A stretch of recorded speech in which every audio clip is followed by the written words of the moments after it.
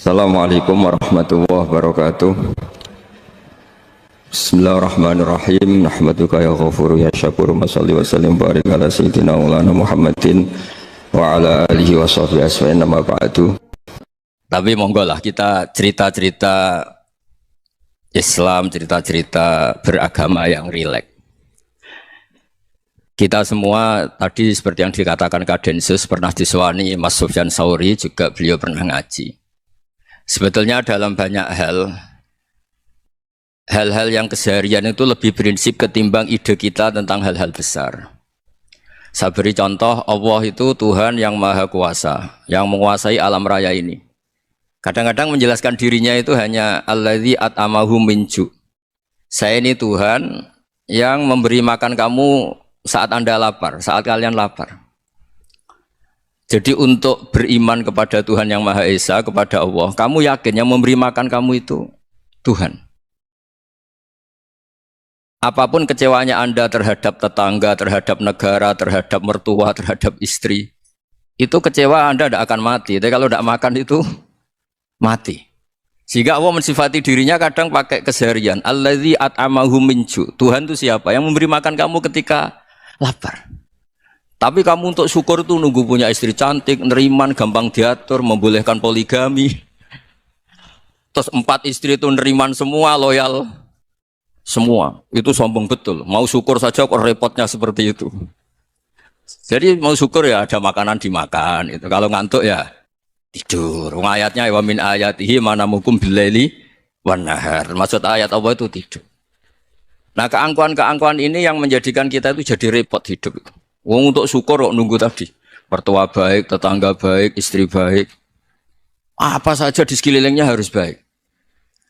Nah, keinginan berlebihan ini menjadikan kita lupa ada hal-hal yang paling kita butuhkan, yaitu oksigen.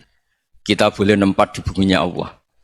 Alladzi ja'ala lakumul ardo firasya. Bumi kamu tempati enak. Coba kalau gempa. Apa artinya istri 4 cantik semua kalau pas digoyang apa? Gempa. Apa artinya kamu jabat? Entah apa saja jabatannya. Kalau bumi likuifaksi, habis kamu. Kiai meskipun dai kondang umatnya jutaan, kalau likuifaksi di panggung hancur. Tapi nikmat-nikmat yang disebut Allah seperti ini kita kaji keseharian. Alladzi ja'ala lakumul ardo mahda. Allah itu yang menjadikan bumi dalulan, yang mudah diinjak. Famshu fi manakbiha, silahkan pakai jalan-jalan. Jadi saya termasuk benar-benar kiai Jawa. Kalau kerennya Kiai Nusantara atau Kiai Indonesia lah.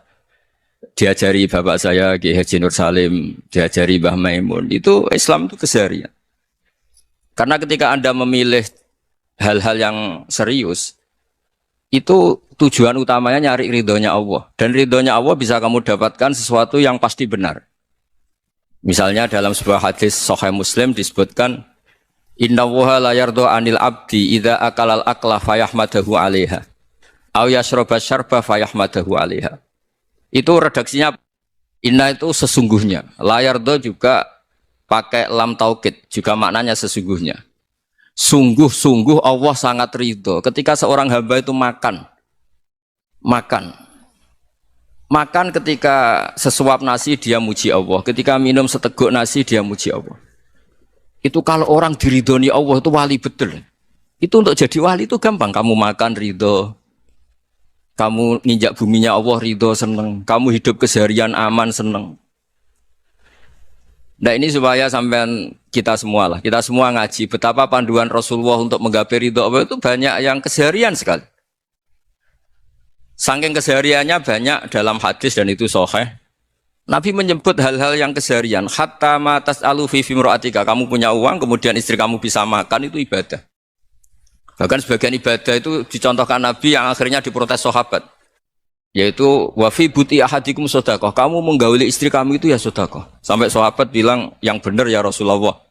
Ayati ahaduna syahwatahu wa huwa lahu ajrun. Masa urusan biologis, urusan syahwat, kemudian dia dapat pahala. Nabi menjawab, alaih salawadu'aha fi haramin aka'ana alaihi wisrun. Bagaimana kalau dia meletakkan ke yang tidak benar, itu kan dosa. Nah, hal-hal seperti ini yang saya ingin teman-teman semua lah, semua. Saya juga agak ingin ngaji demi Anda juga agak ingin. Itu dosa sekali ngaji kok pesanan kelompok tertentu itu enggak boleh. Islam itu untuk semua, jadi Ya cuma karena di depan saya jenengan ya seakan-akan jenengan korbannya. Itu ada ilmunya dalam usul fikih itu. Jadi orang itu harus ngaji usul fikih. Nama yang disebut, mungkin Mas Sufyan masih ingat zaman ngaji usul fikih. Nama yang disebut itu tidak jaminan sebagai prioritas perintah. Jadi misalnya gini, kebetulan yang di depan Nabi itu Abu Dzar. Nabi ya bilang, ya Abu Dzarin ini uhibbuka misalnya, atau ya Mu'ad ini uhibbuka, atau ya Abu Hurairah ini uhibbuka misalnya. Banyaklah riwayat yang Nabi nyebut ya Abu Dzarin, ya Mu'ad, ya Abu Hurairah. Kemudian misalnya Nabi meneruskan khitab, ini uhibbuka, saya mencintai kamu, fakul dubur sholatin, atau sebagian riwayat disebut fala tada'anna dubura kulli sholatin, Allahumma inni ala dzikrika wa syukrika wa husni ibadatik. Saya mencintai kamu, siapa saja. Mu'ad bisa, Abu Dzar bisa siapa. Saya mencintai kamu, mohon kalau habis sholat kamu jangan lupa wiridan Allahumma a'inni ala dzikrika wa syukrika wa husni ibadatik. Ya Allah, tolong kami permudah supaya mudah ingat engkau. Anda tidak bisa mentang-mentang, wong nama saya Parmin, nama saya Purnomo, itu yang diperintahkan Mu'ad misalnya. Jadi yang disebut satu, tapi khitab itu untuk siapa saja. Saya teruskan ya. Jadi saya mohon semua kita melakukan kebaikan itu kalau dalam kaidah fikih disebut al yakin la yuzalu bisyak. Banyak kebaikan yang kebenarannya itu 100%. Tidak punya efek samping ke pihak lain, ke kelompok lain, ke komunitas lain. Yaitu tadi misalnya Anda makan dan itu murah sekali, hanya butuh satu piring. Setiap punyaan kamu muji Allah, setiap minum kamu muji Allah. Itu redaksinya Rasulullah SAW disebut Allah sangat ridho ketika seorang hamba makan, kemudian dia memuji Allah. Atau minum, kemudian dia muji Allah. Logikanya gampang, negara seperti ini yang kamu harapkan bentuknya kayak apa, mertua, ipar, komunitas, tetangga. Itu nyata terjadi itu kan belum pasti. Sementara yang mesti terjadi adalah kamu butuh makan, kalau tidak mati. Butuh minum, kalau tidak mati. Butuh bumi yang nyaman ditempati, kalau tidak kita juga mati. Sebab itu Allah kalau menyebut nikmatnya itu hal-hal yang keseharian. Alladzi at'amahum min ju'. Allah itu siapa? Allah itu yang menciptakan kamu bisa makan. Tidak berlebihan. Allah itu yang menciptakan kondisi sosial itu ideal. Zaman Nabi itu ya ada orang munafik. Orang-orang pilihan Allah itu juga diuji orang sekelilingnya yang macam-macam. Semua diuji sesuai konteks zaman dan waktu. Nah, tapi ada ibadah-ibadah yang selalu disarankan Nabi. Sampai Nabi itu pernah ditanya, Ayul Islam ya khairun ya Rasulullah, Islam terbaik itu gimana? Jawaban Nabi itu unik. It'amu to'am. Islam terbaik itu ya makan-makan, santai-santai. Ketika Allah menyebut beberapa kebaikan, falak tahamal aqobah, wa ma adrokan apa? Mal aqobah. Terusannya apa? Fakku rokobah. Terusannya apa? Au it'amun fiyaumin di masubaya. Atau acara makan-makan itu juga Islam. Kenapa? Ya bayangkan kalau tidak ada makanan, kita mati kan? Kondisi sosial tidak ideal itu Anda masih gak apa-apa. Tapi kalau Anda tidak makan, Anda tidak minum, kamu punya istri cerewet masih bisa hidup, punya mertua cerewet masih bisa hidup. Tapi kalau tidak makan bisa mati. Berarti penting mana istri sama makan? Penting mana? Makan. Semoga istri Anda dengar, nanti kamu disuruh makan tapi pulang deh. Itu kalau dibahasakan makan masih memahami. Penting mana nasi satu piring dengan istri. Nggak ada nasi mati, nggak ada istri belum mati. Penting mana? Gak berani jawab kan? Nah, ternyata Anda ada garang kan di depan istri. Jadi saya mohonlah, mungkin Mas Sufyan Sauri tadi yang bisa bantulah. Teman-teman tuh ngaji yang keseharian saja. Karena kita nyari ridha Allah itu berdasar firman Allah. Dan firman Allah itu menyebut keseharian tuh riang, gampang. Yaitu tadi misalnya wa min ayatihi manamukum billaili wan nahar. Termasuk ayat-ayat Allah itu kamu tidur. Maka dulu itu ada guyonan, ada tokoh Mu'tazilah, kelompok dalam Islam yang berpikir manusia itu bisa menentukan ikhtiarnya sendiri. Karena saya bisa duduk, ingin berdiri, berdiri. Karena kelompok ini nggak terima kalau semua kehendak Allah, nanti bagaimana kalau semua kehendak Allah kok ada hisab ya, ada sanksi. Lucunya itu dia akhirnya ini cerita ya, mencintai seorang perempuan cantik sekali. Dan itu dia menjadi ahli sunnah itu oleh hal-hal yang sepele. Karena istrinya cantik, Ya namanya suami istri itu hubungan intim. Terus ditanya, Mas, masih ingin lagi? Masih. Silahkan diulang lagi. Wah ya tidak bisa. Katanya manusia bisa menentukan yang diinginkan. Itu tobat itu. Itu nggak bisa ditobatkan Mas Sufyan Ats-Tsauri. Orang cantik yang mudah nobatkan orang itu orang cantik. Segampang itu. Akhirnya kita tahu, makanya kalau dalam kitab Hikam itu disebut al-akil mayakul madza yaf'alu wa hubi wal ghafil mayakul madza af'al. Orang yang punya akal karena sadar ini wilayah Allah, semua milik Tuhan. Itu dia tiap hari berpikir, besok Allah akan melakukan apa terhadap dunia ini. Kamu merencanakan sesuatu mau plesir ternyata gempa. Mau wisata ke Rusia ternyata perang. Kamu tidak pernah tahu apa yang akan terjadi besok. Wa ma tadri nafsum madza taksibu ghadan.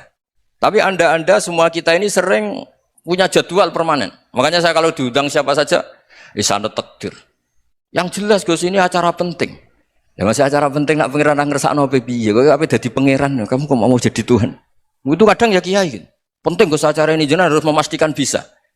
Loh kamu itu yang ngajarin tauhid, sesuatu itu biadillah kok bilang-bilang apa pasti. Kalau maksa terus tak tobatkan loh kamu kata saya itu. Ya kalau gitu Gus bilang insya Allah. Wah itu hati saya, fisik saya, roh saya sudah bilang insya Allah. Tidak usah kamu latih kata saya.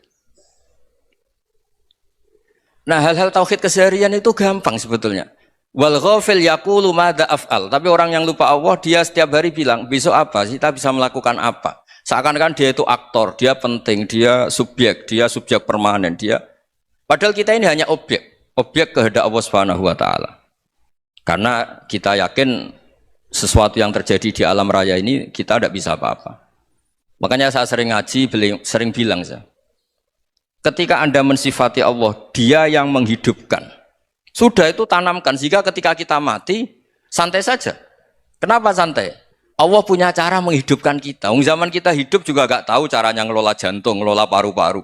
Kamu juga gak tahu ngelola oksigen yang tidak beracun, tidak ngandung polusi. Tahu-tahu hidup. Gak ingin tua ya tahu-tahu tua, gak ingin mati tahu-tahu mati. Selama ini kita hidup juga gak tahu apa sebetulnya. Hanya gaya tok, punya jadwal, punya planning. Kalau kamu bisa menentukan pilihan Anda, pasti Anda istrinya cantik, 4 neriman semua, kona'ah semua. Nyatanya enggak kan? Sudah 1 jelek, cerewet. Wah itu kan, nyatanya enggak bisa apa-apa Anda kan? Dan kamu bawa mati lagi. Itu kan. Istri Anda juga gitu, punya keinginan, punya suami yang ganteng, yang jabat, yang neriman, yang enggak poligami. Ya enggak kesampaian juga. Kalau kita ngitung tingkat kegagalan kita itu gagal terus. Ya kan? Nah, terus ingat Allah, madza yaf'alu wa bi. Orang yang punya akal selalu berpikir Allah itu menghendaki apa terhadap saya. Loh sama-sama orang gitu. Ngelihat orang yang serius, itu kata Anda itu pemikir berat, serius. Senang punya tokoh yang merengut karena kamu anggap serius. Tapi sebagian orang anggap orang yang serius itu wong merengut, wong masam, wong muka kok ditekuk. Jadi sama itu hati ya muqallibal qulub tsabbit qalbi ala dinik, karena kita enggak tahu cara berpikir kita tentang orang lain, tentang sekeliling kita. Misalnya kita orang baik yang jenis ngrumat fakir miskin. Ada orang bangun masjid mewah itu janggal. Apa artinya masjid mewah kalau banyak orang kelaparan? Tapi kalau yang jenis pendidikan apa artinya masjid mewah kalau tidak bisa ngaji? Nanti yang jenis infrastruktur apa artinya ini kalau semuanya punya sudut pandang yang berbeda-beda. Dan Islam mengapresiasi semua kebaikan. Tapi katakan semua kebaikan itu adalah kehendak Allah Subhanahu wa taala. Karena apapun baik Anda itu pakai fasilitas yang diberikan oleh Allah Subhanahu wa taala. Sehingga ini yang disebut qulillah tsumma darhum fi khawdihim yal'abun. Ya kembali tadi ke tema-tema bahwa keseharian Anda ini sudah Islami. Saat Anda tidak bisa melakukan apa saja. Saya sering ada jenazah, biasanya kalau tetangga meninggal saya sering disuruh ngelepas. Saya bilang orang ini baik. Karena sering ngelamun di rumah, sering nganggur di rumah. Ditanya sama anaknya, kenapa Gus nganggur baik? Ya kalau dia nganggur artinya juga enggak berbuat sesuatu yang maksiat kan? Ya kan? Orang nganggur di rumahnya ya tidak bunuh orang, tidak maling, tidak korupsi, ya namanya nganggur di rumah. Lah cuma istri cara pandang nganggur gak menghasilkan uang gitu. Tapi juga gak menghasilkan kriminal kan. Jadi sebenarnya Islam itu makanya kalau sampean ngaji usul fikih itu ada kitab usul fikih namanya Lubul Usul, itu terkenal sekali di pesantren itu. Itu kalau ngapresiasi keseharian itu luar biasa. Izma min mubahin illa wa yatahaqqaqu bihi tarku haramimma. Karena keseharian yang mubah saat Anda lakukan itu ada kehebatan yang luar biasa, yaitu meninggalkan haram. Makanya dulu banyak orang-orang alim ketemu temannya itu guyon sampai semalaman. Itu biasanya yang semangat Islam itu kiai kok tidak tahajud, kiai kok tidak witir. Orang yang sedang mapan uangnya banyak, malam itu tidak kelayaban itu sudah luar biasa. Melawan nafsu supaya tidak maksiat itu sudah luar biasa. Supaya lupa guyon sama temannya semalaman sampai subuh. Gejolok-gejolokan ngenang zaman miskin, zaman kuliah nggak jelas, zaman apa. Melihatnya jangan tarkut tahajud. Seperti ini meninggalkan tahajud, tapi meninggalnya ini talkul muharramat. Jadi kayak apa hebatnya? Sehingga Imam Ghazali punya riwayat yang agak unik. Hatta takuna ibadatu akhiri hadil ummah iku an-naum. Sehingga suatu saat ibadah terbaik umat ini itu tidur. Itu kan riwayat kontroversi. Ketika Imam Ghazali ditanya, kenapa iya? Kenapa kamu mulai keluar dari rumah itu sudah banyak maksiat? Melihat perempuan yang enggak mahram, melihat fenomena. Tapi kalau kamu tidur itu enggak melihat apa-apa. Tapi juga kamu jangan nganggap tidur itu ibadah betul. Saatnya melakukan fardu ain malah masih tidur. Tapi itu sudut pandang yang menjadikan kita Islam itu gampang. Jadi saat Anda tidak bisa aktivitas apa-apa, misalnya ada beberapa orang yang lumpuh. Lumpuh itu memang nggak bisa Jumatan, nggak bisa ibadah, tapi dia juga nggak bisa maksiat. Tidur itu memang Anda saat itu tidak bisa tahajud, tidak bisa witir, tapi saat itu ada zina, ada maling, tidak gosipkan orang, tidak bully orang, tidak menanamkan kebencian, tidak hasud. Sehingga tidur menurut Allah Ta'ala wa min ayatihi manamukum billaili apa? Wanahar. Karena di tidur itu selain ada unsur istirahat, jaga kestamina, juga ada unsur meninggalkan beberapa keburukan. Nah saya mohon ibadah yang keseharian ini kita jaga. Supaya kita semua baca ayat itu fasih. Fasih itu tertanam di hati. Allah itu siapa? Alladzi at'amahum min ju'i wa amanahum min khauf. Dan Allah kalau cerita di Quran itu anna sababnal ma'a sabba thumma syaqaqnal ardha wa syaqqa fa ambatna fiha habba wa inaba wa qadba wa zaituna wa nakhla wa hada'iqa hulba. Kamu tahu saya ini siapa kata Allah? Saya ini adalah Tuhan yang menurunkan air, kemudian ada tanaman banyak. Habba wa inaba wa qadba, ada zaitun, ada tin, kalau orang Jawa mungkin ada tela, ada padi, ada mangga, ada pisang. Sudah. Wa inaba wa zaituna wa nakhla wa hada'iqa hulba, ada perkebunan yang lebat. Tujuannya apa? Mata Allahkum, silahkan kamu pakai, kamu nikmati. Tapi karena kadang kita ini punya ide-ide besar. Tadi untuk syukur saja nunggu punya istri riman, rumah baik, tetangga baik, komunitas baik, semuanya baik baru syukur. Lama-lama nanti ada di surga, syukurnya nunggu surga paling kelas A. Itu sudah ada yang menghuni Rasulullah, kamu nggak boleh di situ. Masa untuk syukur saja? Repotnya Masya Allah. Jadi mohonlah Quran yang kalau Anda hafalkan juz sama itu kan ada ayat-ayat yang kayak tadi. Ya, fal yang dzuril insanu ila ta'ami. Coba lihat apa yang kamu makan ya, dari mana? Dan untuk mempertahankan hidup kamu keseharian. Jadi jangan kira ibadah itu harus membentuk komunitas yang versi Anda. Ibadah itu harus hal yang mulu-mulu. Kesehariannya Anda alami. Loh ini saya tidak bikin-bikin. Saya ngaji bukan karena berdasar pesanan. Itu ayat yang saya baca kan betul ada ayatnya kan. Fal yang dzuril insanu ila ta'ami. Anna sababnal ma'a sabba thumma syaqaqnal arda syaqqa fa ambasna fiha habba wa inaba wa qadba wa zaituna wa nakhla wa hada'iqa ghulba. Terusannya apa? Mata lakum, silakan kamu nikmati. Mata itu silakan kamu nikmati. Ya kayak sampean dikasih hidangan ya makan. Ya sudah makan. Habis makan ya minum. Habis itu ngantuk ya tidur. Ya sudah normal-normal saja. Kayak apa indahnya Islam? Tapi Anda mencari Islam yang gimana lagi? Nah itu yang diajarkan guru-guru kita, diajarkan sanad kita sampai Wali Songo, sampai Rasulullah SAW. Bahwa pada akhirnya ada jihad, ada perang. Itu dulu memang perang, bukan membunuh. Beda. Dulu kita dijajah Belanda ya perang, dan itu normal karena kita dijajah. Jadi ketika orang lain ingin baik sama kita, wa in ahadum minal musyrikin astajaroka ya fa'ajirhu hatta yasma'a kalam Allah. Kalau mereka ingin baik ya kita baik. Makanya ada istilah musta'man, mu'ahad. Kalau mereka ingin damai, berdampingan dengan kemajmukan ya itu yang lebih baik. Karena memang Islam menghormati proses perdamaian. Wa in janahu napa lisalmi ya fajnah lah. Kalau ingin damai ya kita harus damai. Jadi andai kan dulu Belanda datang ke Indonesia kok minta besanan itu. Ya mungkin kita juga seneng karena memperbaiki hidung kan kalau minta besanan itu. Nah tapi wong jajah dulu itu kan masalah kan? Apa? Masalah kan? Jadi saya mohon ya, jadi apa? Saya tadi minta sama Bapak Kadensus kemarin juga pernah main ke saya. Jangan sering ketemu saya ini sudah uzlah, saya ini sudah mau daftar jadi resi. Saya itu kemarin di Muktamar juga agak datang, acara di Jogja juga sudah. Karena memang keluarga saya dulu itu bahasa ya, bapaknya bapak saya itu enggak keluar rumah itu puluhan tahun. Memang punya adat uzlah. Ya makanya ngaji saya ngaji aja yang gampang-gampang aja, yang enggak orderan, enggak pesenan ngaji aja dulu yang gampang.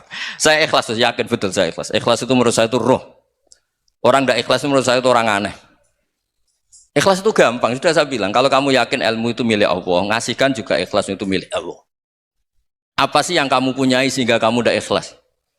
Uang milik Allah, energi kita milik Allah, bumi milik Allah. Kemudian kamu merasa memiliki. Merasa memiliki itu kalau dalam ilmu tasawuf sudah kesalahan kan. Bagaimana Anda punya? Coba tahu-tahu tanah itu kok milik Anda.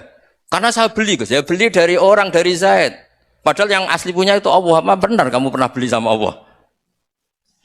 Zaid ini pemilik nisbi, pemilik yang enggak sebenarnya kan? Ya enggak?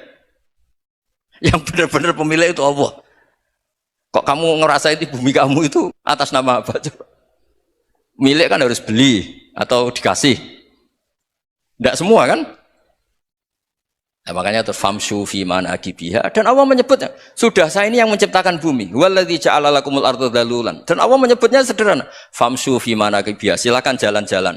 Terusannya apa? Wakulu mirizki, silahkan makan-makan. Jadi Islam itu ya makanya kiai-kiai itu ada acara makan, sampai ada guyonan fikuli makanin makan di setiap tempat ya makan. Nggih ngoten guys, pokoknya sing gampang-gampang mawon nggih. Wis nggih Mas Sufyan nggih sing gampang-gampang mawon nggih. Assalamualaikum warahmatullahi wabarakatuh. Perasaan saya juga seluruh ulama di dunia. Saya ulang lagi, perasaan saya juga seluruh ulama di dunia. Bahwa Islam masuk itu macam-macam sebabnya. Dulu kita tahu, kita sebagai warga Indonesia, Islam masuk itu ya dibawa orang yang agak kedonyan, ya kayak jenengan lah kira-kira itu. Ya kayak mbak-mbak ini, ya agak-agak mata duitan itu. Karena kita tahu rata-rata ahli sejarah mengatakan Islam di Indonesia dibawa kiai apa pedagang. Pedagang tuh nyari uang apa nyari dakwah kira-kira. Ya semoga Anda mirip-mirip seperti itu. Ya jadi nyari uang karena ada nurani Islam sehingga tetap saja membawa Islam. Saya tidak tahu Islam Anda ala apa, tidak tahu. Pokoknya mau ngaji ya berarti Islam ala ahli sunnah apa? Wal jamaah. Jadi ini penting saya utarakan bahwa Islam itu agama yang mudah difahami sehingga dibawa pedagang saja ya kasil gitu. Dibawa orang yang kedonyan kayak jenengan juga kasil gitu. Dibawa orang baik ya kasil, dibawa orang broken juga kasil. Ini penting saya utarakan karena saya ngaji di mana-mana bilang ciri utama kebenaran absolut adalah kebenaran yang bahkan orang nggak benar saja bisa bawa. Tapi bukan berarti saya dukung Anda tidak benar, kan sudah tidak benar dulu sebelum kenal saya. Tapi nggak apa-apa, nggak benarnya umat Islam insya Allah dimaafkan sama Allah Subhanahu Ta'ala. Ya asal tobat maksudnya. Nggak, ini saya beri satu konstruksi pikiran yang saya sering utarakan di ngaji saya. Sampai sekarang saya coba saat tes ini kan di kampus ya, di apa bacanya ini Kim University yang global leader apa in the world itu. Ini keren lah. Jadi acara ilmiah kita ditakdir di gedung apa? Kampus, gedung universitas di begini. Kalau 1 ditambah 1 2 itu namanya hakikat. Ciri utama hakikat adalah siapapun akan menerima. Saya sekarang tanya sama Anda, kira-kira 1 tambah 1 2 itu musuh Anda pun mengatakan 2 apa tidak? Ya. Pekerja Korea ya bilang 2, Rektor Al-Azhar juga bilang 2. Kamu yang sekarang sedang mungkin sebagian broken sama istri juga bilang 2. Istri kamu yang mangkal sama kamu juga bilang dua. Yang cemburu ya bilang dua, yang dicemburuin juga bilang dua. Karena begitu mudah kebenaran absolut diterima oleh siapa saja. Begitu juga eksistensi Allah sebagai Tuhan. Itu mudah diterima oleh siapa saja. Sehingga pembawanya tidak perlu seorang kiai atau gus atau mubalek atau ketua muin, tidak. Cukup karyawan pekerja Korea. Karena kebenaran absolut itu kebenaran yang mutlak. Siapa saja yang waras pasti ngakui. Kira-kira orang yang berpikir sehat pasti berpikir begini, ini yang diajarkan Quran. Bumi ini kadung wujud, sudah wujud kadung wujud, punya eksistensi. Mungkin nggak sesuatu yang wujud kemudian disebabkan oleh sesuatu yang nihilisme, yang tidak ada. Mungkin enggak? Enggak mungkin. Yang namanya penyebab itu harus sesuatu yang wujud. Di mana-mana penyebab itu harus punya eksistensi. Karena langit dan bumi ini kadung wujud, pasti penyebabnya adalah wujud. Karena wujud penyebab harus bersifat super. Lah bersifat super ini oleh ulama dikatakan wajibil wujud. Itu akal siapa saja akan terima. Cuma kemudian setelah nerima itu orang macam-macam cara berpikir. Mungkin orang Jawa dulu bilang itu Sahyang Widi. Kalau orang sini mungkin bilang apa itu? Dewa atau apa ya? Enggak tahu saya itu. Karena itu yang teman sampean, enggak teman saya itu. Tapi yang jelas begini, ini konstruksi ini harus kita jaga. Nanti saya bacakan teks hadisnya. Kebenaran sejati ciri utamanya adalah ada absolutisme, ada kebenaran mutlak. Ciri utama kebenaran mutlak adalah diakui bahkan oleh siapa saja, termasuk oleh orang fasik. Orang fasik itu orang nggak benar. Misalnya ada imam masjid besar Istiqlal, ditanya 1 tambah 1 bilang apa? 2. Nanti kira-kira yang lonte juga bilang apa? 2. KPK juga bilang koruptornya yang ditangkap 2. Nah, eksistensi Allah sebagai Tuhan ini kebenaran yang absolut. Maka agama ini juga boleh diterima oleh siapa saja, termasuk oleh orang fasik, orang nggak jelas. Ini penting saya utarakan karena sekarang marak kelompok yang mengatakan orang Islam kalau zina menjadi tidak muslim, orang Islam kalau korupsi menjadi tidak muslim. Salah sedikit tahlilan jadi kafir, percaya wasilah jadi itu tidak benar seperti itu. Karena kebenaran eksistensi itu kebenaran yang nggak bisa diganggu gugat. Seperti Anda ini kan warga Indonesia. KPK ya warga Indonesia, koruptornya juga warga. Apa setelah dia korupsi lalu tidak warga Indonesia? Tetap warga. Orang yang meyakini kalimat tauhid setelah dia salah apa terus tidak ya tauhid? Kan tetap ya. Maka dia tetap Ini penting saya utarakan. Kalau seorang warga Indonesia yang koruptor, yang macam-macam saja tetap warga Indonesia, padahal banyak kesalahan. Karena status warga Indonesia adalah status yang permanen. Begitu juga status Muslim adalah permanen bagi siapa saja yang melafadzkan La ilaha illallah Muhammadur Rasulullah. Kita tidak bisa mengkafir-kafir mereka. Itu juga yang sering dipesankan dan jadi ciri khas ulama ahli sunnah wal jamaah, tidak mengkafirkan orang Islam meskipun melakukan dosa besar. Soal dia salah nanti masuk neraka ya silakan saja, saya ada ikut, paham ya? Sampai bisa mencoba. Tapi tetap saja dia muslim. Analoginya tadi. Analoginya gampang sekali tadi. Orang Indonesia yang salah itu tidak akan merubah statusnya sebagai warga Indonesia. Karena ya memang dia berstatus warga Indonesia. Orang Islam yang sudah melafadzkan syahadat maka menjadi muslim. Saya di mana-mana berkampanye, berfatwa. Orang kafir yang 70 tahun kafir, sekali melafadzkan kalimat tauhid, itu menjadi muslim apa tetap kafir? Muslim. Masa kita yang Islam terus, yang kalimat tahlil la ilaha illallah, kemudian menjadi kafir karena kalimat itu? Itu faham aneh apa aneh? Wong yang kafir saja menjadi muslim karena kalimat tauhid, yang Islam menjadi kafir juga karena kalimat. Ini ngajak apa-apaan? Ya ngajak goblok-goblokan, kira-kira kan gitu. Ini penting saya utarakan karena ini penting. Nah, setelah kamu yakin tauhid, ciri utama tauhid itu apa? Menstatuskan sesuatu sebagaimana hakikatnya. Misalnya bumi Korea, ini statusnya tetap buminya apa? Maka dari awal saya husnudzon sekali sama Allah Subhanahu wa taala bahwa suatu saat di bumi mana saja itu ada tahlil. Enggak ngira kan ada ateis di sini, bumi ateis kemudian ada tahlil, ada sakduna, ada macam-macam. Karena kita ketika sholat, makanya saya tadi janji akan memaknai kalimat-kalimat yang sering Anda baca ketika sholat.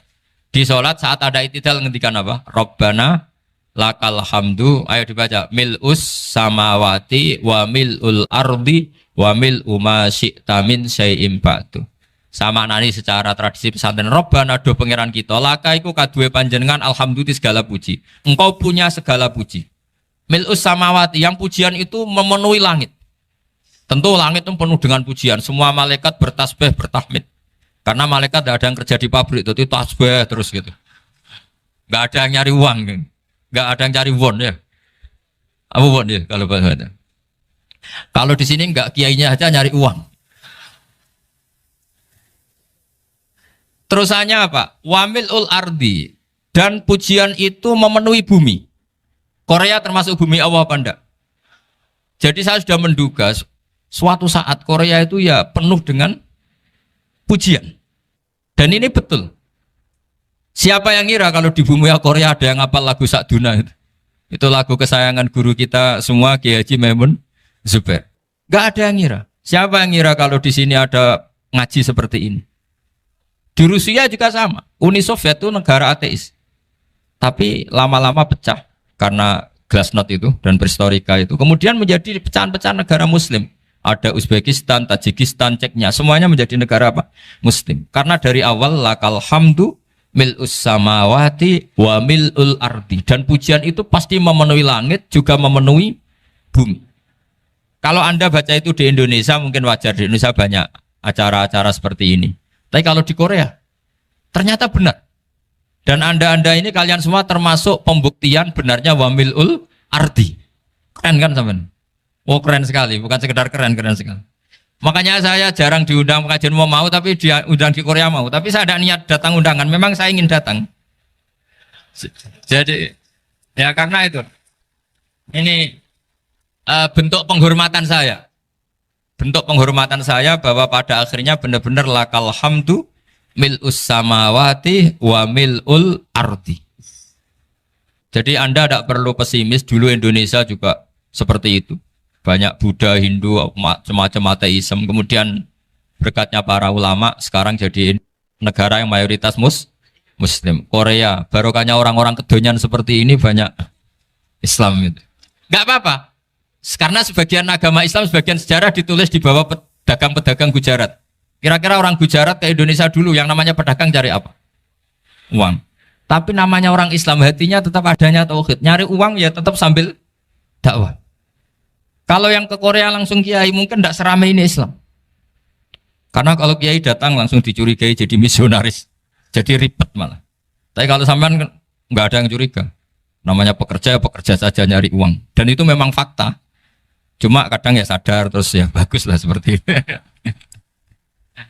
Nggak apa-apa. Maksud saya ini saya memberi support, memberi tasjek bahwa Allah itu luar biasa. Jadi kalau ingin menyebarkan agamanya macam-macam. Kadang kiai tidak bisa mengislamkan orang, itu anak-anak mahasiswa pacaran, itu banyak yang pacarnya itu masuk Islam. Tapi sampean jangan bilang pacaran halal, ya tidak pernah halal. Tapi Allah kalau menghendaki memberi hidayah itu jalannya macam-macam. Ada yang lewat kerja, coba yang bayangkan ada tahlilan di Korea itu semua kiai tidak pernah bayangkan. Tapi setelah banyak pekerja di sini, kemudian mereka insaf atau sedang insaf, tidak tahu ini. Sampai kapan insafnya juga tidak tahu. Tapi yang jelas ini hebat. Ini apa? Hebat. Tahu-tahu ya seperti ini. Makanya iman saja Rabbana lakal hamdu mil'us samawati wa mil'ul ardi. Masih ditambahi wa mil'u ma syi'ta min syai'im ba'du. Karena Allah itu zat yang tidak terperikan, zat yang tidak terbatasi. Maka pujian di langit dan bumi ini masih kurang.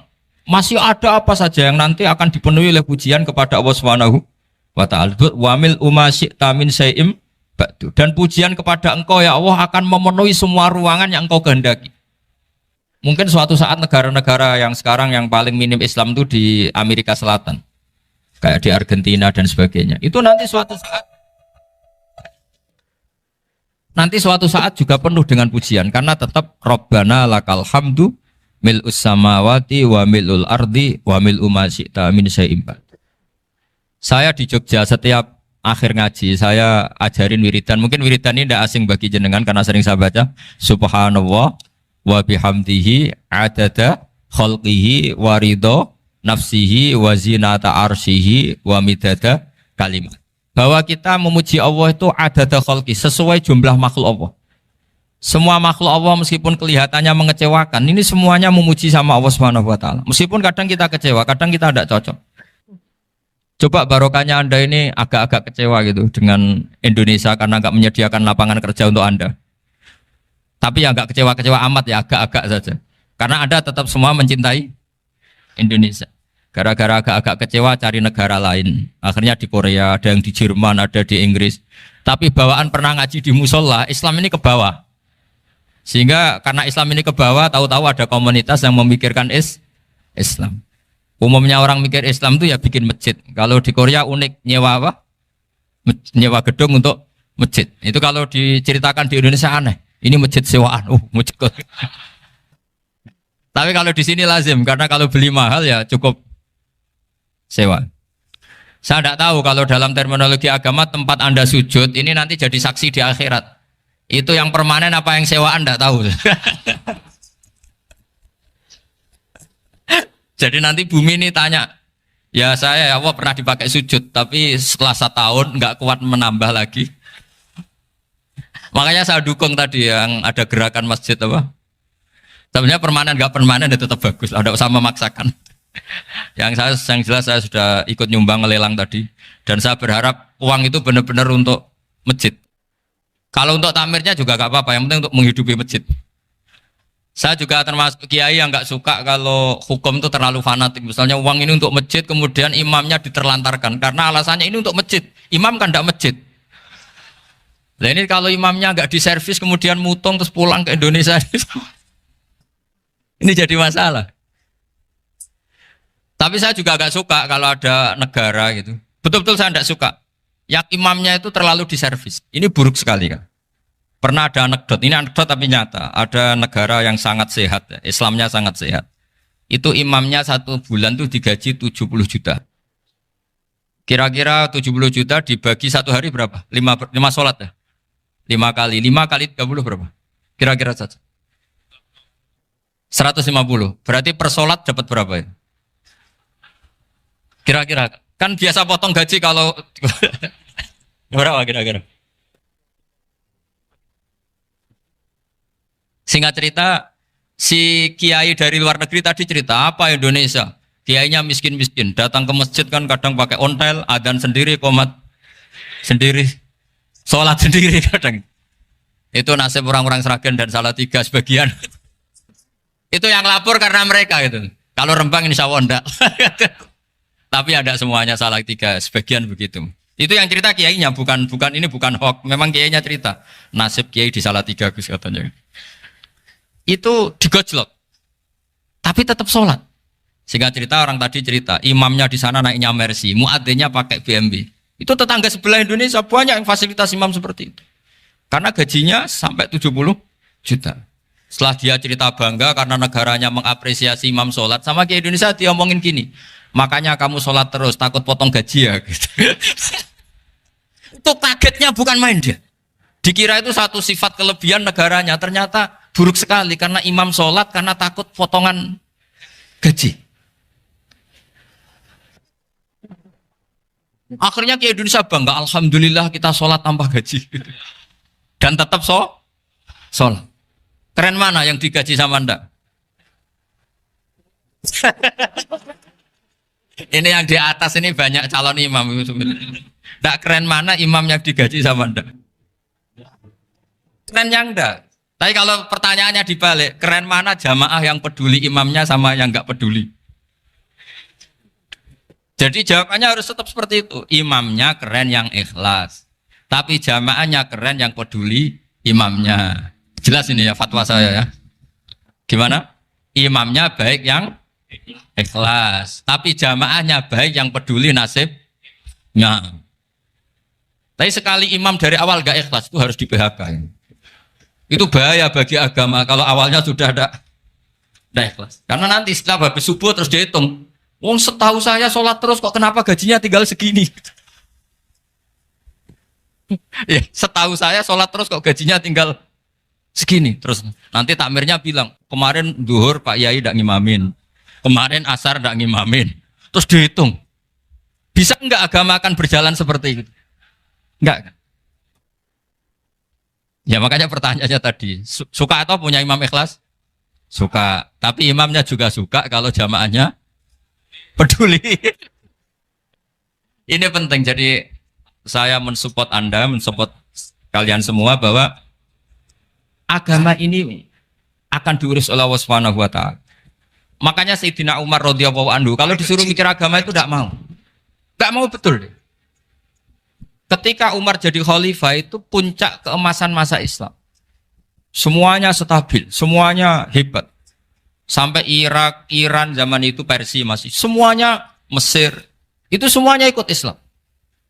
Ketika Islam pada puncaknya, yang dikhawatirkan oleh masyarakat adalah begini. Lalu setelah Umar itu bagaimana? Islam setelah dipimpin orang yang tangguh, yang kuat, yang waroi, yang zuhud. Lalu setelah Umar itu gimana? Tapi Umar disuruh mikir gak mau. Sampai setiap Abdullah bin Umar jalan-jalan di kampung-kampung itu abahnya dianggap pecundang. Tahu sampean pecundang? Orang yang gak tanggung jawab. Karena orang-orang bilang gini, ya Abdullah bin Umar, bagaimana pendapat Anda kalau ada penggembala kambing di tengah hutan atau di tengah padang rumput, kemudian dia ninggal gelanggang kambingnya. Kamu anggap penggembala ini gimana? Oh itu penggembala yang zalim itu. Pasti kalau kambing ditinggal ya kacau. Apalagi nih umatur Rasulullah Shallallahu Alaihi Wasallam. Ini abah kamu tidak pernah wasiat, tidak pernah ngatur suksesi. Lalu Islam setelah dia bagaimana? Suruh dia ngomong penggantinya siapa? Karena beliau sudah sepuh harus ada suksesi.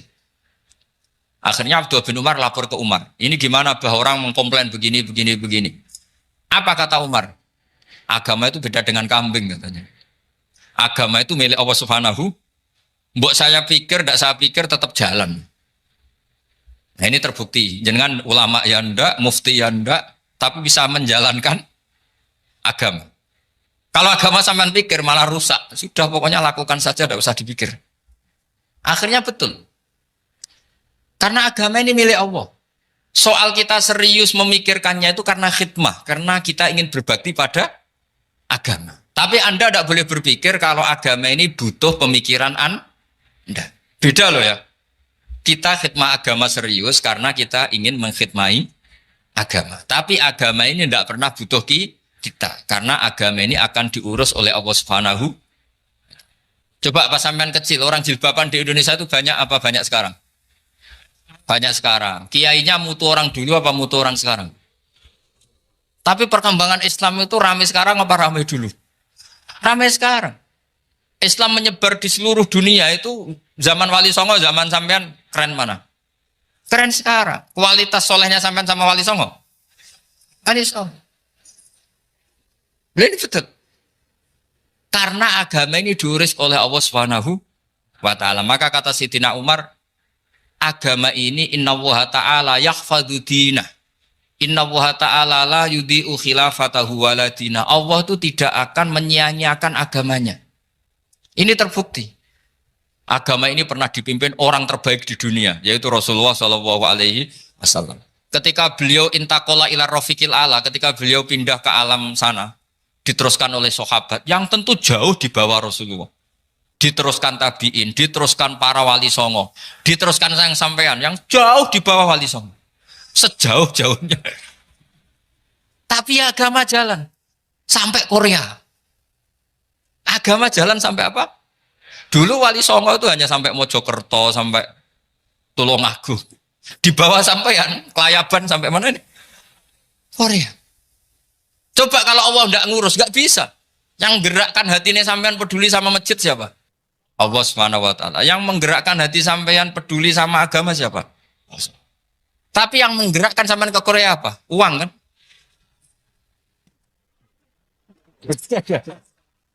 Enggak, enggak apa-apa, jujur saja, jujur ya, ada. Santai aja. Ini bagian dari keramatnya jenengan. Niatnya agak bener tapi dibenerin Allah di sini. Dari awal niatnya kan uang gitu. Tapi setelah di Korea dibenerin Allah. Mbok ingat agama gitu. Keren kan?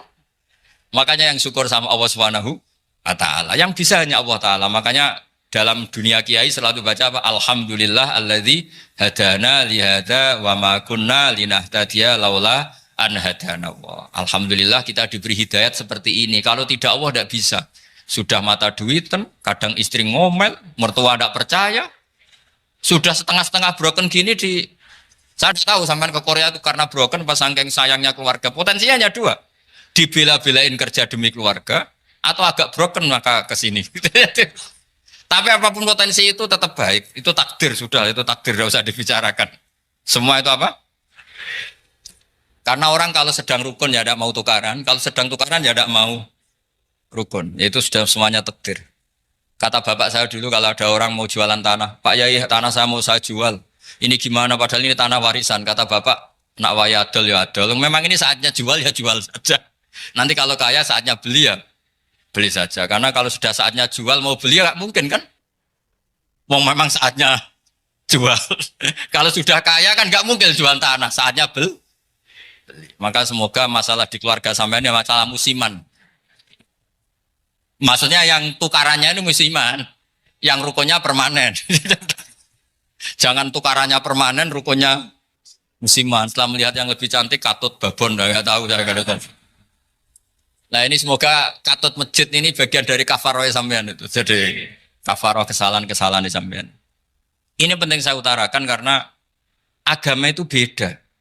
Agama ini diurus oleh Allah Subhanahu. Jadi kita mengerahkan pemikiran itu bukan karena kita akan menyelamatkan agama ini, tidak. Agama ini diselamatkan oleh Allah Subhanahu wa taala. Coba kayak apa Uni Soviet kuatnya itu. Mengkooptasi supaya orang semuanya ateis, semuanya komunis. Itu 100 tahun Uni Soviet begitu. Tapi orang-orang Uzbek, Ceknya, Tajikistan tetap mengajari anak-anaknya tauhid. Itu ada yang cerita itu sampai mengajarkan tauhid itu di bawah tanah, di basement. Tapi Allah menghendaki Rusia itu Uni Soviet jatuh. Ketika jatuh, negara-negara ini langsung menjadi negara Islam, yaitu Uzbek, Tajikistan, Ceknya. Mungkin nggak mereka langsung menjadi negara Islam, andai kan saat menjadi Uni Soviet benar-benar menjadi ateis. Nggak mungkin kan? Karena saat dikooptasi Uni Soviet, akidah mereka tetap tauhid. Cuma nggak berani muncul. Artinya apa? Uni Soviet nggak bisa menghabisi Islam. Kurang kerennya Uni Soviet zaman itu. Bisa nggak menghabisi Islam? Nggak bisa. Donald Trump dulu termasuk Islamfobia. Tapi setelah dia anti-Islam, malah orang Amerika demo supaya memperhatikan Islam. Nggak bisa. Makanya Korea pun nggak bisa menghabisi Islam. Kalau sampean menghabisi Islam sendiri bisa. Karena terus gak mau sholat, gak mau zakat itu sampai, tapi sampean toh yang Islamnya habis, Islam tetap baik-baik saja. Makanya ini penting saya utarakan supaya kamu pede bahwa agama ini pernah dibawa orang yang pedagang. Ya soal ada sebagian pendakwah yang ikhlas ya banyak, tapi sejarah yang gampang kita lihat adalah Islam itu dibawa oleh apa? Pedagang Gujarat, pedagang India. Nggak apa-apa, sejarah itu meskipun sebagian menentang nggak apa-apa, tapi sejarah itu tetap ada. Pasti sebagiannya memang seperti itu. Dan itu tidak masalah. Saya ulang lagi, itu tidak masalah. Coba dulu pemain bola kalau di Inggris itu kalau mau sholat susahnya bukan main. Apalagi kalau mau puasa. Kalau di sini kerja puasa katanya mati lu kalau apa? Puasa. Kalau mau sholat katanya dicari mana ini berhalanya kok. Kata orang-orang ateis kan gitu, dicarikan patungnya. Kali ini sholat kok nggak ada patungnya, ini gimana ini. Ya ngalamin gitu. Tapi Allah Maha Kuasa. Banyak investor mana itu Dubai atau Qatar yang tertarik investasi di dunia bola. Kayak Sulaiman Al-Fahim makanya beli Manchester City. Itu sekarang pelatihnya negara orang sholat gak berani. Bahkan di tengah stadion dibangunkan masjid. Kalau sampai daftar jadi muadzin bisa.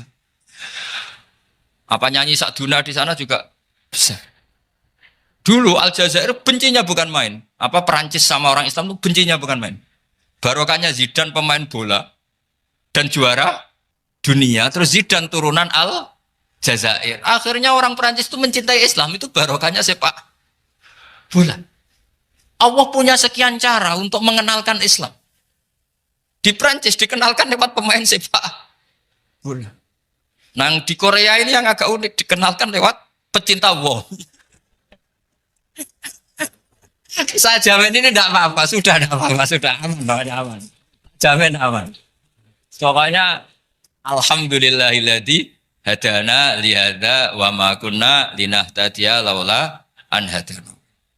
Karena agama ini dibawa oleh Allah Subhanahu wa taala, yang menjaga juga Allah Subhanahu wa taala. Sama tidak usah khawatir. Kalau ada kelompok tertentu yang mengkhawatirkan Islam, sekarang Islam bahaya gini-gini, itu kurang rojak, itu kurang optimis itu. Harapannya sama Allah tipis, harus ngaji lagi. Agama ini limangka nayarjuwa hawal yaumal akhir. Agama ini bagi yang terus-menerus berpengharapan kepada Allah Subhanahu wa taala. Agama ini limangka nayarjuwa, coba bahasa Arabnya roja yarju rojaan. Maknanya harapan. Jadi agama ini bagi yang selalu berpengharapan, bukan yang pesimis, bukan yang hati kecil, apalagi yang tukang putus asa. Coba agama ini begitu luar biasa dibawa orang yang macam-macam. Di Perancis itu dibawa oleh pemain apa? Bola. Ada masjid di Inggris itu ya dibawa mahasiswa-mahasiswa itu yang dulu sebagian yang nggak pernah ngaji, setelah di Inggris bikin komunitas pengajian. Di Korea dibawa di pecinta apa? Tapi lama-lama cinta Tuhan. Karena ya memang sebenarnya sudah cinta Tuhan. Cuma ya cara cinta ini nunggu punya uang Ya sudah, alhamdulillah seperti ini sudah luar biasa sudah. Insya Allah diterima oleh Allah Subhanahu wa taala. Saya selalu berharap semoga ini tetap satu bukti bahwa Allah itu harus kita sembah di mana-mana. Karena tadi Allah akan selalu Rabbana lakal hamdu mil'us samawati wa mil'ul ardi wa mil'u ma syi'ta min syai'in ba'du. Bahwa pujian kepada Allah akan selalu memenuhi langit dan memenuhi bumi. Bumi Korea termasuk buminya Allah. Makanya pegangan yang saya minta sama pengurus untuk di-share adalah Dawai Rasulullah Shallallahu Alaihi Wasallam. Mungkin nanti panitia harus menge-share itu. Ini Musnad Ahmad, riwayat dari Imam Ahmad. Al-Bilad bila dua. Sudah punya? Nanti di-share ya yang gitu. Al-Biladu bila dua. Bahwa negara hakikatnya adalah negara Allah. Wal ibad ibadullah. Semua hamba hakikatnya adalah hamba. Di hadis itu fahaitsuma asabta khairan fa'akim. Kapan saja kamu menemukan kebaikan di tempat Anda berdomisili, fa'akim, kamu enggak apa-apa di sini. Kamu di sini dapat uang, dapat masjid, dapat sewa masjid. Enggak tahu sewa apa permanen, pokoknya itu bagus gitu. Buminya dirayu. Bumi meskipun ini enggak permanen, tapi tetap jadi saksi loh ya. Harus ada kompromi ini. Karena kalau dengar orang Indonesia jadi aneh, masjid kok nyewoi. Tapi aneh di Indonesia, ada aneh di sini, sampean tenang saja. Tentu malaikat pencatat di sini juga sudah tahu kalau sebagian masjid itu sewaan. Jadi ya ada eskal-eskal amat lah, sudah. Enggak janggal-janggal amat karena kondisional Jadi saya nanti minta panitia supaya mengeser tadi hadis riwayat siapa? Imam Ahmad bin Hambal yang diriwayatkan oleh salah satu minal asroh al-mubasyarina bil jannah, yaitu Zubair bin Awam. Nabi ngendikan al-biladu biladullah, negara mana saja adalah negara Allah. Wal ibad ibadullah, semua hamba adalah hambanya Allah. Fahaitsuma asabta khairan, di mana saja kamu mendapatkan kebaikan, fa'akim, kamu tidak apa-apa berdomisili di situ. Ya saya mohon ini penting sekali. Pokoknya saya mohon kalimat tauhid ini dijaga. Karena kalimat tauhid ini kata semua ulama kasyajaratin thayyibatin asluha tsabitu wa far'uha fis sama. Dan kalimat tauhid ini pasti tu'ti ukulaha kullahinim bi'izni rabbiha. Kalimat tauhid yang dibawa umat Islam seluruh dunia. Meskipun dia orang fasik, orang enggak benar, tetap tu'ti ukulaha kullahinim bi'izni rabbiha. Kalimat ini akan membawa berkah bagi orang yang dihinggapi atau didomisili umat Islam. Coba sebagian nanti orang Korea menjadi muslim itu karena di sini ada komunitas pekerja muslim, kemudian menyisakan atharul Islam. Jejak-jejak Islam. Enggak apa-apa. Pasti kalimat ini tu'ti ukulaha kullahinim bi'izni rabbiha. Jadi kalimat tauhid adalah kalimat yang kata Allah tu'ti ukulaha kullahinim bi'izni rabbiha. Anda tidak usah khawatir bahwa apa yang Anda lakukan apapun kecilnya akan ditulis oleh Allah Subhanahu wa taala. Kata Allah wa naktubu ma qaddamu wa atharahum. Gimana di surat Yasin itu? Inna nahnu nuhyil mauta wa naktubu ma qaddamu wa atharahum. Saya bisa menghidupkan orang mati dan semua amal kalian saya tulis, kata Allah. Wa atharohum, dan jejak-jejak yang pernah kalian lakukan juga ditulis. Tak terangno kowe nek ora paham kok nek mlebu swarga dadi paham. Dadi iki pilihane ku loro. Dadi nek kowe saiki ra paham kok ning swarga paham. Nek saiki paham kowe sok ben mlebu neraka dadi ra paham. Dadi mun ra usah direncana mlebu napa? Neraka wae mlebu dhewe ra usah direncana mun. Dados ngeten nggih, dados ahli swarga ya kurang penggawean, pancen salat wis ra wajib, wis ra ono pilpres, gak ono apa dadi kurang penggawean. Ahli swarga niku saking kurang penggaweane iku jagungan. Dadi misale kula Mustofa Ruhin jagungan, piye enak ning swarga? Ya enak. Zaman ning donya piye? Terus cerita, saya itu punya teman ateis. Saya punya teman komunis yang ketika pertemanan dengan kita sering menghina kita karena kita ini percaya adanya hari kebangkitan. Teman saya itu sering melecehkan idza mitna wa kunna turaba wa idzaman aina lamadinun. Masa kita sudah jadi debu, jadi tulang belulang, kemudian kita akan dibalas amal-amal kita. Jadi singkat cerita, ini nunjukno nak wong soleh oleh kancanan wong dolim. Ya ini catatan ya bahwa orang soleh itu zaman ning dunya oleh kancanan wong napa? Dolim. Buktinya yang soleh ini masuk surga. Kemudian kenangannya punya teman ateis. Zaman di dunia punya teman apa? Ateis. Entah temannya itu teman kerja atau teman kantor. Tentu tidak teman dalam akidah. Mungkin akidahnya tetap kita Islam, mereka ateis. Tapi teman, entah faktor kantor, entah faktor profesi, entah faktor kerabat. Tapi yang jelas si orang penduduk surga ini punya kenangan, kami dulu punya teman ateis. Ini kanali korin. Yang teman saya yang anti Tuhan itu mengatakan, melecehkan saya, aidza mitna wa kunna turaba wa idzaman aina lamadinun. Masa kita sudah jadi debu, jadi balung, tulang belulang, kemudian kita dihisab. Atau kita nanti ada hari balasan. Nah terus ketika jagungan ini, tadi saya bilang ahli swarga kurang penggawean. Lah piye delok piye jare kanca-kancane moh aku ora melok di kanca jadi fayaquluna lah. Jadi ketika Ruhin muni ape delok jare Mustofa jare Kifat moh aku gak kancaku delok dhewe jare. Lah si Ruhin kan wong kurang pegawean mulai ning donya sampe ning swarga. Terus delok. Terus fattala'a fara'ahu fi sawail jahim. Bareng dekne delok roh kancane kejet-kejet ning neraka. Seneng dekne. Jadi wong nak hasud tu nanti ning swarga aja hasud. Seneng terus muni ngene, tawahi ing kita laturdin. Dulu kamu hampir saja menyesatkan saya. Hanya zaman dia ateis sempat ngerayu supaya Ruhin dadi napa? Ateis. Kowe Islam yo tetep kere, melok ateis ae. Wis kere, zina rawani, maling rawani gak enak. Soalnya sering dirayu-rayu gitu. Makanya bilang apa? Tawahi ing kita laturdin, kamu zaman di dunia hampir saja menyesatkan saya. Walau la ni'matu rabbi lakuntu minal muhdharin. Kalau saja saya tidak diberi nikmat Allah, aku kelakuanku ya koyo kowe, akhirnya masuk neraka koyo kowe. Nah, terus ada soal taladzudin. Dia tanya tapi saking senenge.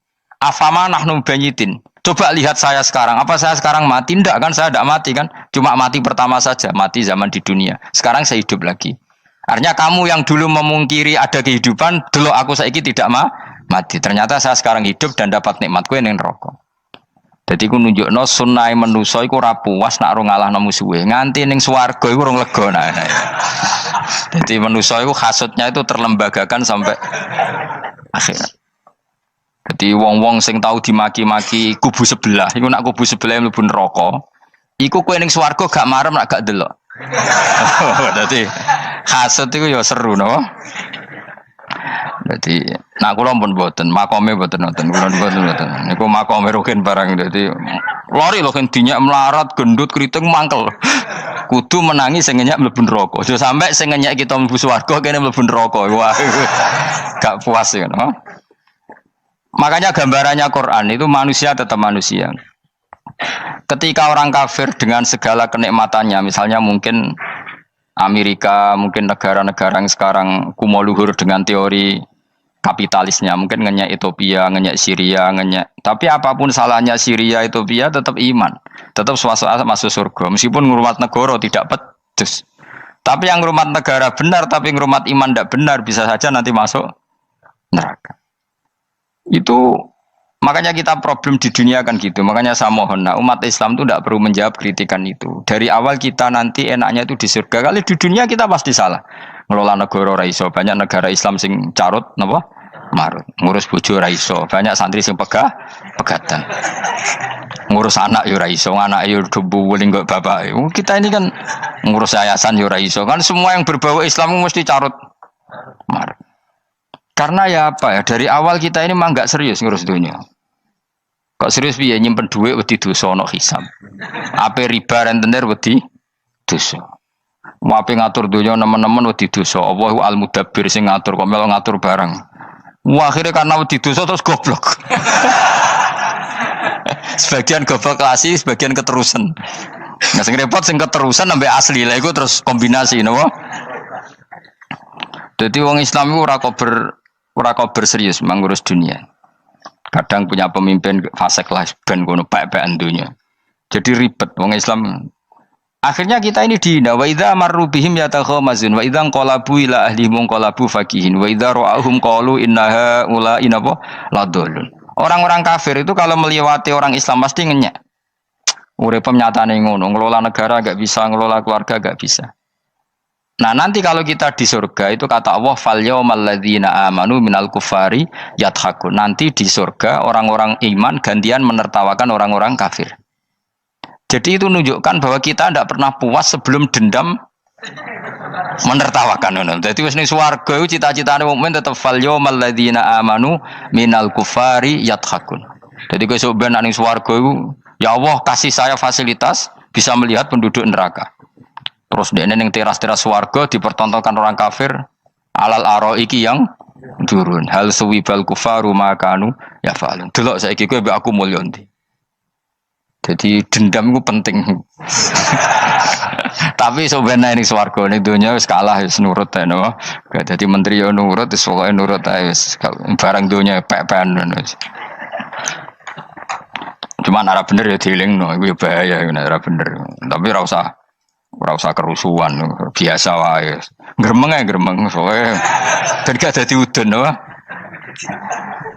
Katanya memang gitu, orang emosi nak diempet tuh dadi udun, dadi wis satok gremeng. Tapi yang jelas Allah punya sunnah bahwa manusia itu tidak bisa puas sebelum melihat musuhnya kalah. Sehingga ahlul jannah yang notabene sudah penuh kenikmatan itu tetap dia enggak lego. Enggak lego kalau enggak tahu nasib orang yang dulu menghina dia. Makanya ini peringatan bagi kita bahwa kita berteman orang tidak soleh di dunia itu boleh. Buktinya tadi ahli surga ketika jagungan cerita saya punya teman ateis yang selalu mencibir saya, katanya nanti nggak ada hari kebangkitan. Lalu teman ateis saya sekarang di mana? Sekajak kancana, dulu ya teman-temannya bilang fayakuluna laga. Tapi si teman ini tetap ingin melihat. Setelah dilihat ternyata itu di neraka. Terus melakukan dialek tadi. Apa yang kamu katakan salah. Kamu mengatakan selamati akhir urusan salah. Ternyata saya sekarang tidak mati. Afama nahnu bimai itin illa mutatanabura. Jadi saya mohon sekali teman-teman yang hafal Quran itu harus hafal sampai seperti saya ini sehingga tahu duduk perkara ini Quran itu kayak apa. Maca Quran tok ibadah wis suwe nang maca Quran ibadah. Tapi ndak paham wong khawarit sing tukang mateni wong yo hafal Quran. Iku gara-gara ra paham iku akhire kewaco. Nah kandhani ku angel. Sing kandhani kudu aku. Nah, sing kandhani Mustafa padu merapal kan. Sing ngandani kudu aku. Mbok yo wong ku mikir to. Apa gunane misalnya ki apal Pancasila. Tapi ra iso nglakoni napa? Pancasila. Ngapal tok keadilan sosial bagi seluruh pejabat. Antok ngomong ngono jelas timbang muni bagi seluruh rakyat Indonesia aja boleh. Quran juga gitu. Kita ini manusia punya watak dendam. Tapi dendam ini dikelola oleh Islam. Dendam mending swarga ae. Ning donya ben ning donya mesti sediluk.